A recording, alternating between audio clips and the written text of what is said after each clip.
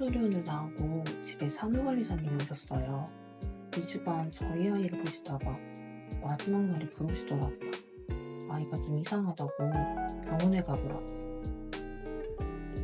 저희 아이는 37주 차에 갑자기 양수가 터지면서 세상에 나왔어요. 아주 일찍 태어난 편도 아니지만 지금 생각해보면 전 별로 아는 것도 없는 엄마였던 것 같아요. 아기는 낮잠은 거의 못 잤고 우는 소리만 나도 만지기만 해도 정말 많이 울었어요. 그냥 정신이 나가 있었다는 표현이 맞았던 것 같아요. 워낙 많이 우는 아기라 내가 좀 예민한 아기를 낳았구나 정도만 생각했어요. 아기는 원래 우는 거니까요. 그런데 산후관리사님이 원래 아기는 이렇게 다리를 떨지 않는다고 하시는 거예요. 아기가 다리에 힘을 줄 때 다리를 정말 사시나무처럼 떨었거든요. 저는 그게 용 쓰는 거라고만 생각했지 아주 민감하게 받아들이진 않았던 거죠. 생각해보니 셀 수 없을 정도로 계속 떨었는데도요. 그날만 남기고 산후관리사님이 가시고 집에 혼자 덩그러니 앉아있었어요. 그런데 그냥 눈물이 막 나는 거예요. 병원 진료는 이미 끝난 시간이고 아기는 또 다리는 또 계속 떨고요. 남편은 그날도 일 때문에 늦는 날이었는데 우선 빨리 집에 오라고 말해놓고 검색창을 열었어요. 뇌손상, 경기 이런 무서운 단어들이 보이더라고요. 그리고 검색창을 닫았어요. 다음날 병원 문이 열기만을 기다리면서요. 사람이 무서운 게 막상 이런 일이 내일이 된다고 생각하니 별 생각이 다 들더라고요. 울었다가 두려웠다가 불안했다가 또 아직 별일 아닌데 이러지 말자 싶다가 그렇게 감정이 오락가락 하더라고요. 그렇게 혼자 울고 있는데 지난 10년간 만난 엄마들이 생각났어요. 이런 마음이었구나. 제가 소아정신과 소아제일 파트에 오래 있었거든요. 증상이 아주 가벼운 경우부터 평생 그 아이의 인생에 영향을 미치는 경우까지 정말 많이 봤죠. 아주 어릴 때 와서 초등학교 가는 곳까지 봤던 경우도 많아서 엄마들이 불안해하고 힘들어하는 그 모든 과정을 함께 했다고 착각했던 거예요. 그런데 엄마가 되고 진짜 내 아이한테 무슨 일이 생길 수 있다고 생각하니 그제야 그 마음이 조금이라도 헤아려지더라고요. 이런 마음이었구나. 다음날 이전에 갔었던 평이 좋은 소아과를 찾았어요. 찍어둔 영상이랑 증상을 말씀드렸더니 의사 선생님이 그러시는 거예요.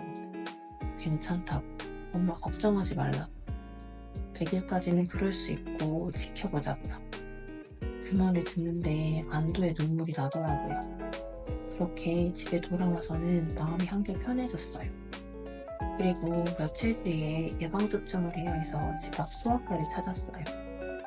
예방접종을 하면서 아이 증상에 대해 말씀드렸더니 괜찮을 것도 같지만 원하면 대학병원 진료를 볼 수 있게 소견서를 써주겠다고 하시더라고요. 우선은 알겠다고 하고 집으로 돌아왔는데 대학병원까지 가보는 게 맞는지 고민이 되더라고요. 그래서 살면서 처음으로 누군가의 블로그에 들어가서 댓글이 한 걸 남겼어요.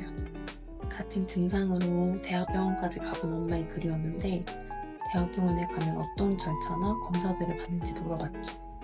정말 고맙게도 하루 정도 지나니 답변을 해주셨어요. 누군지 몰라도 정말 고맙더라고요.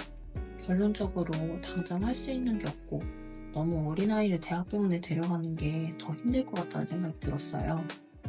소아과 두 곳의 말처럼 100일까지 기다리는 수밖에 없었어요. 아이는 하루에 100번도 넘게 다리를 떨었어요. 아주 심하게요.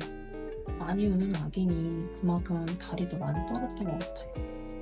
그냥 앉아있을 때도 다리를 떨어서 친정엄마는 바운서에 아이를 앉히는 것도 싫어하셨어요. 그렇게 저희는 아이가 크는 것만 기다려야 했어요. 아무도 불안을 입 밖으로 꺼내진 않았지만 저에게 두려운 시간이었던 것 같아요. 아이가 100일 좀 지나니 정말 다리 떠는 건 사라졌어요. 정말 감사하게도요. 아이를 키우다 보면 누구에게나 이런 일은 생기는 것 같아요. 혼자는 잘 모르겠고 위로가 필요한 일, 불안하고 두려운 일들도요. 아이를 키운다는 건 그런 것 같아요. 지키게 생기니 확실히 용감해지는 것도 맞지만 반대로 불안도 더 커진 것 같아요. 저조차도 그랬으니까요.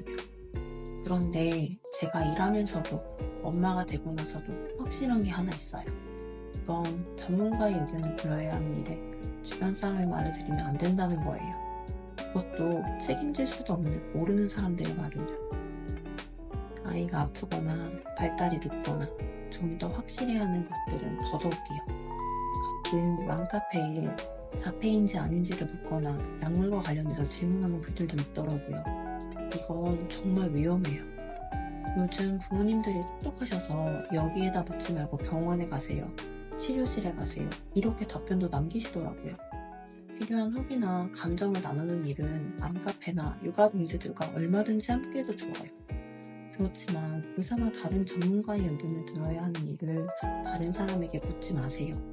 의사는 땅 따먹기 위해서 얻은 자격이 아니잖아요. 저는 이런 사례를 정말 너무 많이 봤어요. 그리고 아이에게는 진짜 골든타임이란 게 있거든요. 그리고 사실 저처럼 별일 아닌 경우도 정말 많잖아요. 이 영상을 만들면서도 중간중간 눈물이 났어요. 이 시기 때 저는 정말 많이 불안하고 힘들었거든요. 왜 너무 겁나면 누구한테도 말 못하겠는 거 있잖아요. 그런데 이제는 아이가 잘 자라고 있으니 이런 말도 할 수 있는 날이 오네요. 어떤 이유든지 불안하다는 이유로 주변 사람의 말로 위안 삼고 숨지 마세요. 우리는 아이를 잘 키워내야 하는 부모잖아요.